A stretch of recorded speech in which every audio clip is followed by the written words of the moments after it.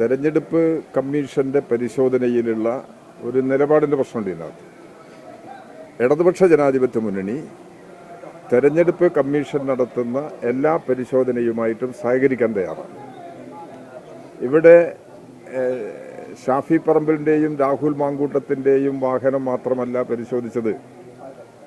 ഇടതുപക്ഷ ജനാധിപത്യ മുന്നണിയിൽപ്പെടുന്ന കെ രാധാകൃഷ്ണൻ എംപിയുടെ വാഹനം പരിശോധിച്ചിട്ടുണ്ടല്ലോ, ബിജുവിൻ്റെ വാഹനം പരിശോധിച്ചിട്ടുണ്ടല്ലോ.